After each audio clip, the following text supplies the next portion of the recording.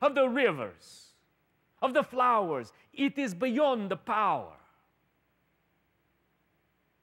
But it was not beyond the power of God Himself. And so understand, starting from the edifice, starting from what God has built, what God has done, what is the Word through whom it has been realized, and this is not His only work. You see the stars, these also He has made. The sun to shine by day, the moon by night, these are His work. He has made the angels. He has made the thrones. He has made the powers and the principalities, the dominations. By the Word, everything that has been made. Judge by what the Word, what power this is. Someone will say to me, perhaps, who is thinking of this word? And when you hear the word, be unwilling to think of something unworthy, to explain the words you daily hear. Such a one has said such words. He has spoken such words. You relate such words to me. For by constantly using words, we lose the value of the word.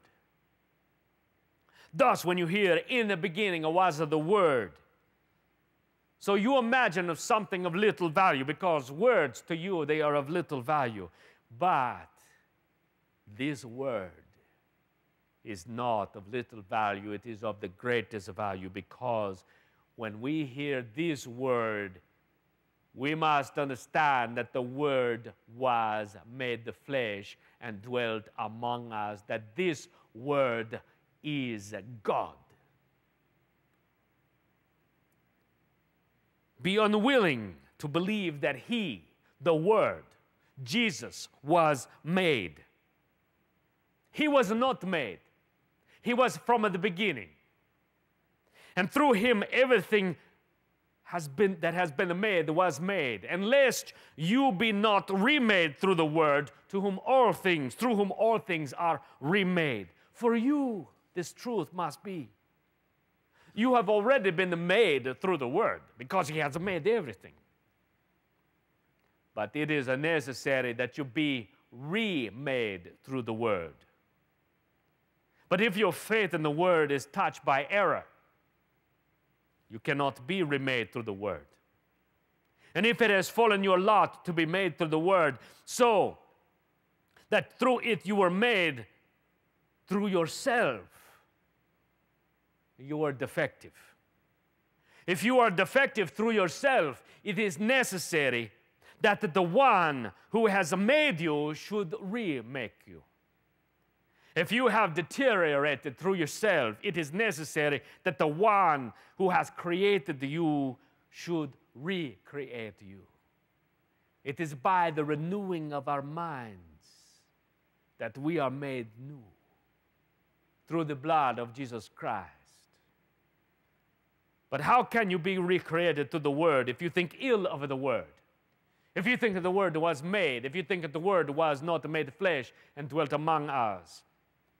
The evangelist says, in the beginning was the Word, and you say, in the beginning the Word was made. No,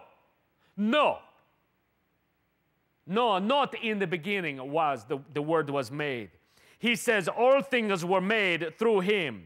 And you said that the Word itself was also made. The evangelist, he could have said, in the beginning of the Word was made. But what did he say? No, he said, in the beginning was the Word. And if it was not made. So that all these things were made through it, and without it, nothing was made. If you cannot think of what it is to be attentive, then you will not grow. He is solid food. This I speak to you. It is solid food. It is not the milk of the Word, so that you may nourish and grow strong in the Lord and in the power of His might. So now, what follows?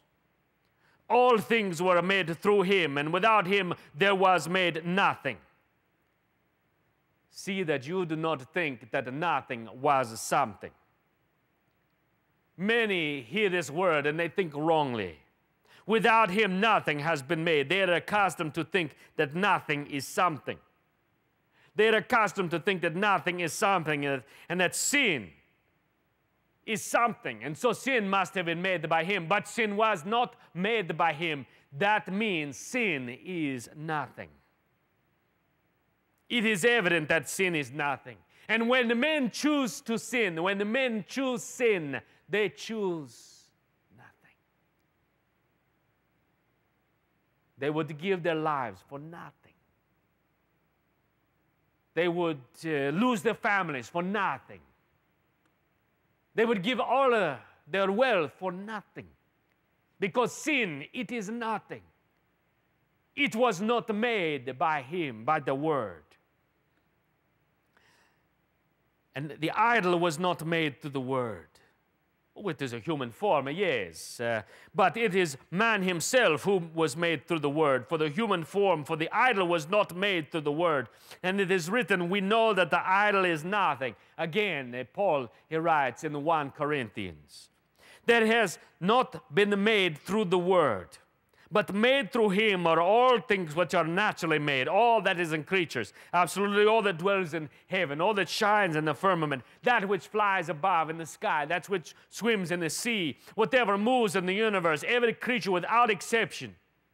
I shall speak most clearly to you. I shall speak so that you may understand everything, from the angel to the worm, it was made by him.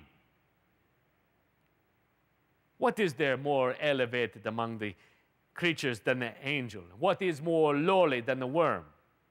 But the one who made the angel is the one who made the worm.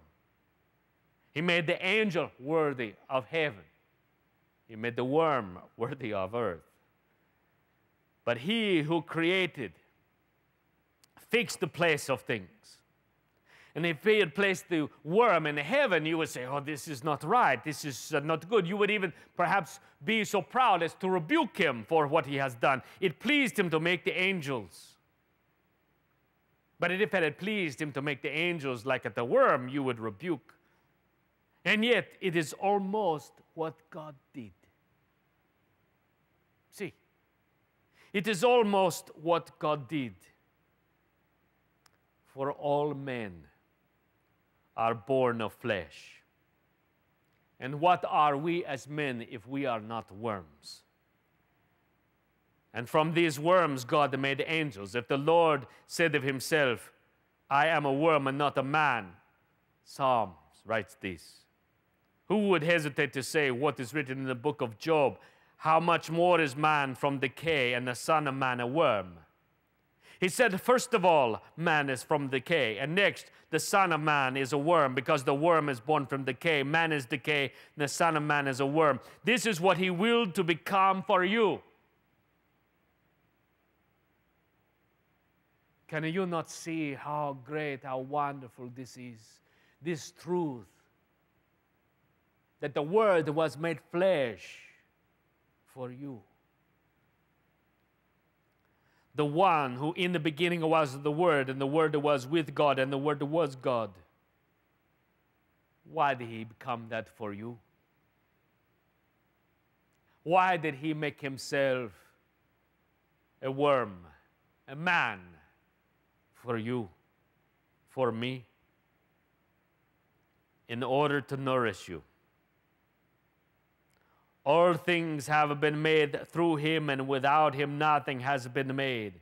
For all the creatures have been made through him. The greatest, the smallest, the highest, the lowest have been made. The spiritual, the corporeal have been made through him. No form, indeed, no structure, no harmony of parts, no substance of nature that have been weight or number or measure exist except through the Word. Through the Word. The creative Word of which is said, you have disposed all things with measure, number, and weight. And so, in the beginning was the Word, and the Word was with God, and the Word was God. Close the ears of your heart to the deceit of the enemy, to his lies. Understand that God has made everything, and he has placed it in its order, in its rank. Why then do we have so many evils to suffer from a creature that God has made? Because we have offended God. I speak of the fly.